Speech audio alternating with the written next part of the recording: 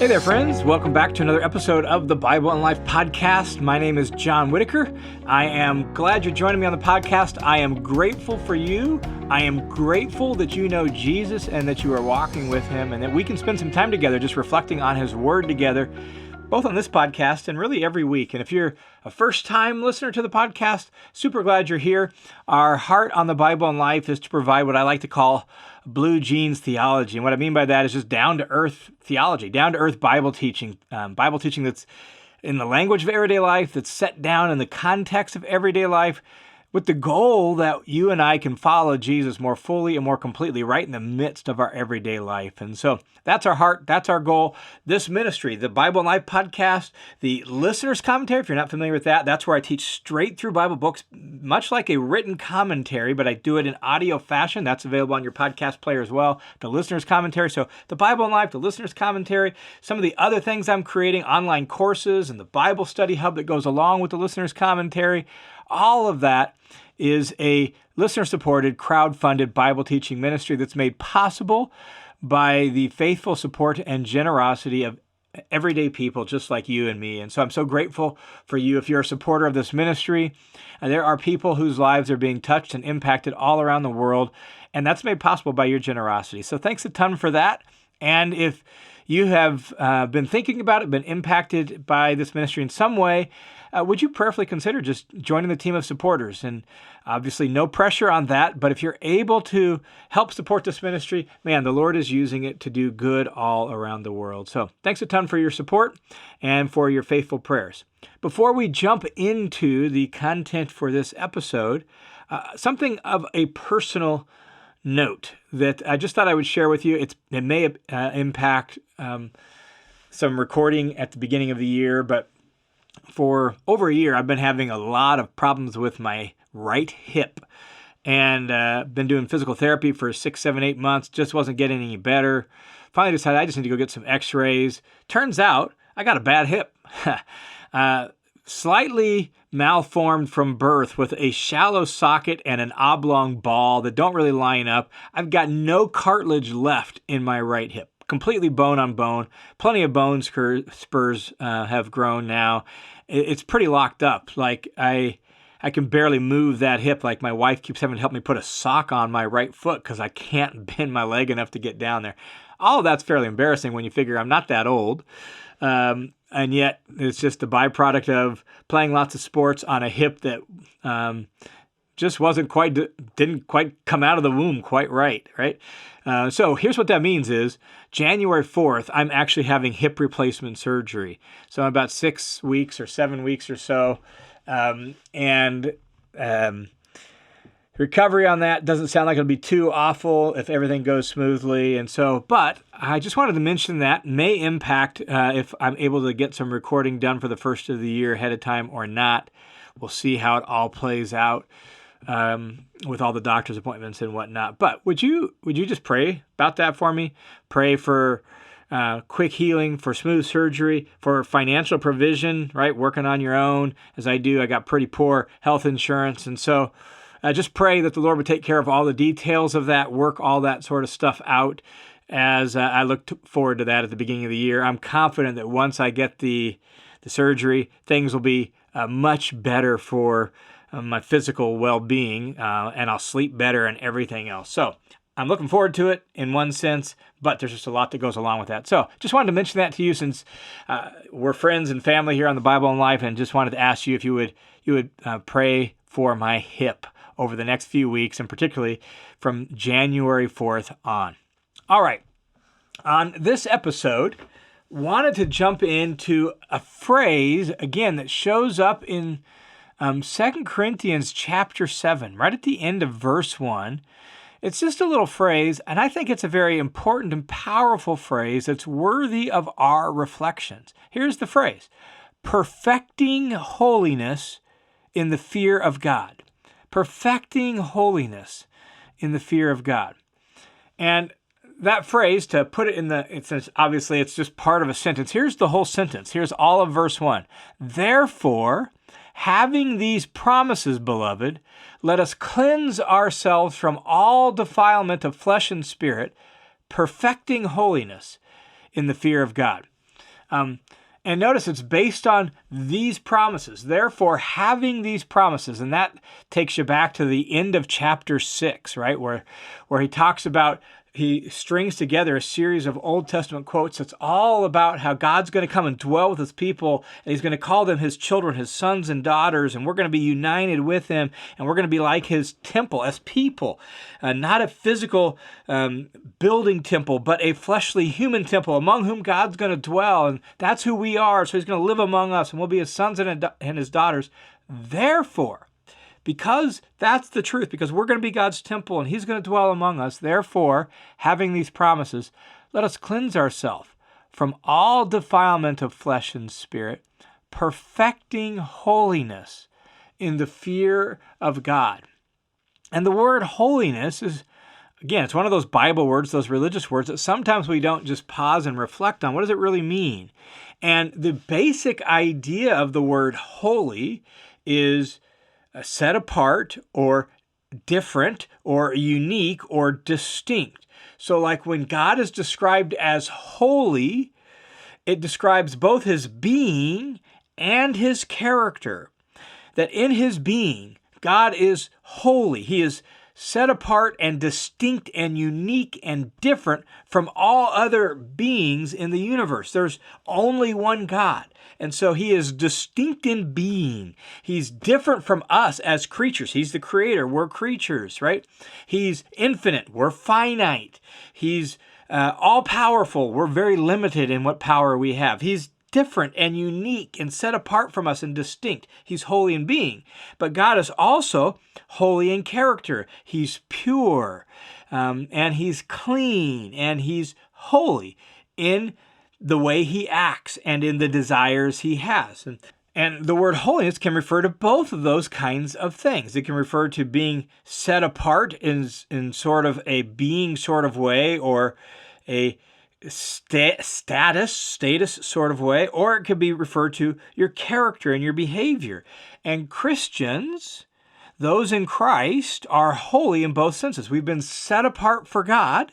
We belong to him. We're his, and we're his for his purpose and his name's sake. We exist for him. In that sense, we're set apart for him. We're set apart from the rest of the world, the rest of society, the rest of culture, as belonging to him. We're holy in that sense. But also, our character and our behavior is meant to be holy, distinct, different, unique, other than the rest of the fallen way humans act and live, and the ambitions and desires and aims of fallen humanity. We're supposed to be different from that, set apart from that, distinct from that. That's holy. Well, that's the sense here in 2 Corinthians 7:1 when it says perfecting holiness.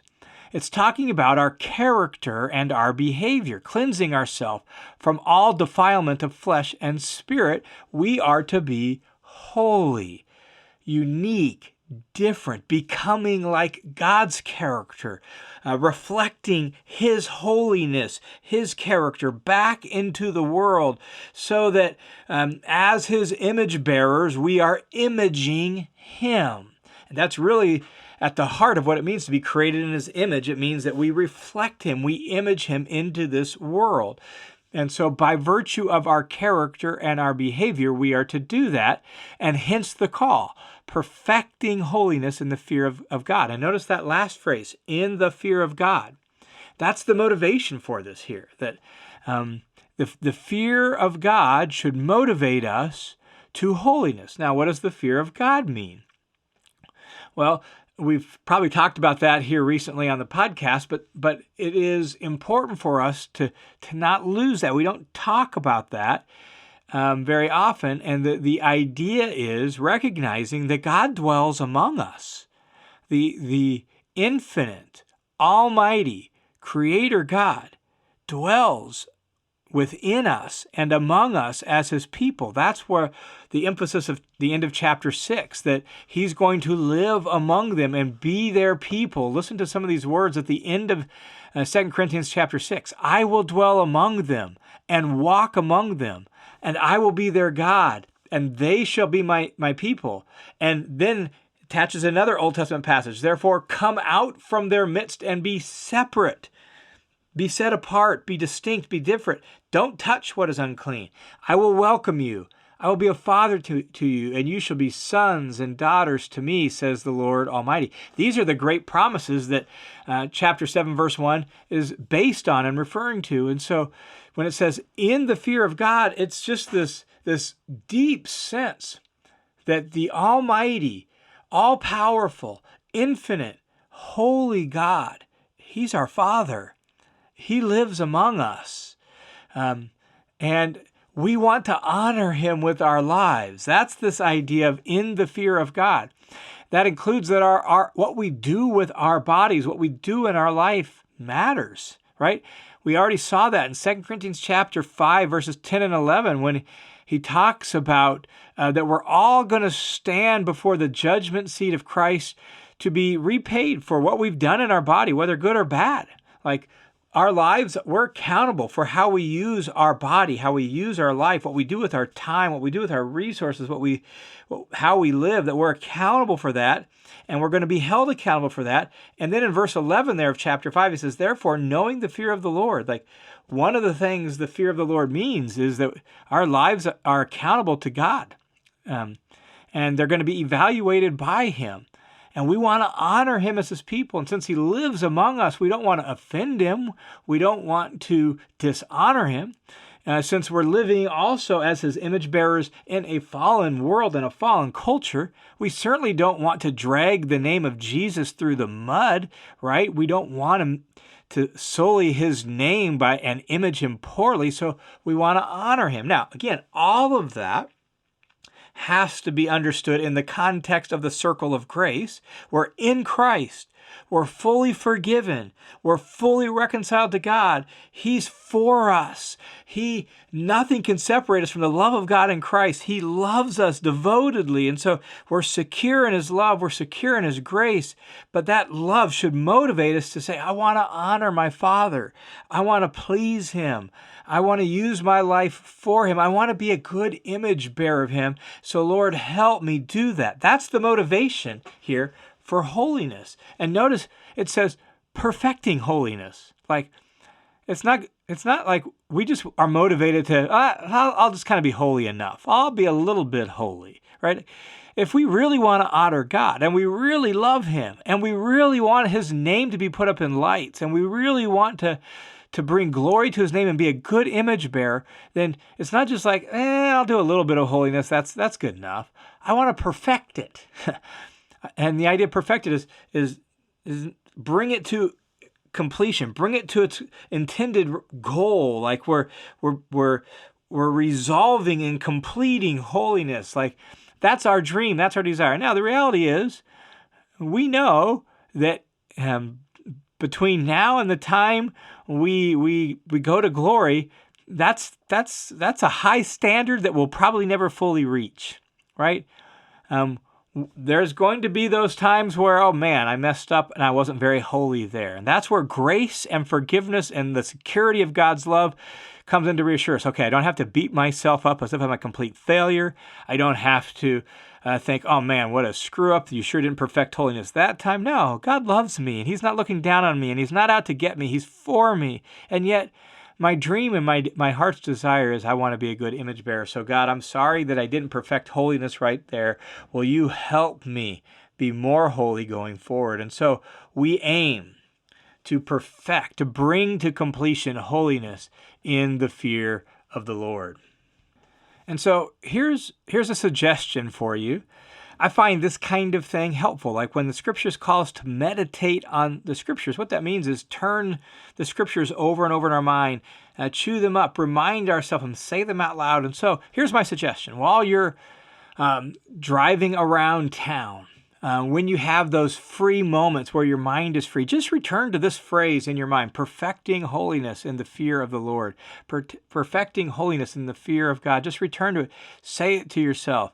Meditate on it. Imagine it. What would it look like? Lord, grant me grace to do that more than I do that now. And just my suggestion is that you would just, maybe for the next week after listening to this podcast, you just would chew up that phrase and you would turn that phrase over and over in your mind. And you would prayerfully consider that phrase and ask the Lord to use it to help move you and stir you to be more holy than you have been before. That's the way I'm using that phrase.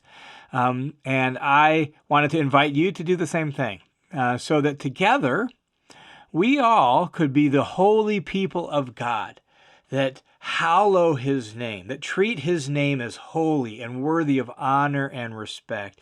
And so as we pray, our Father in heaven, hallowed be your name. Lord, would you help me to be a person in my living and my speaking that does that? Hallowed there is from the root word of holiness. I want to hallow your name. I want us, not just me individually, but us corporately, to be a people who we image the wisdom and the goodness and the joy and the love and the truth of God himself in this world. We hallow his name. We treat it as holy. We reflect it into the world as holy. And so, over the next week, I invite you just to take this phrase, perfecting holiness in the fear of God, and chew on it, think on it, meditate on it, reflect on it as you drive around, as you walk around, as you go about your day, as you have quiet moments.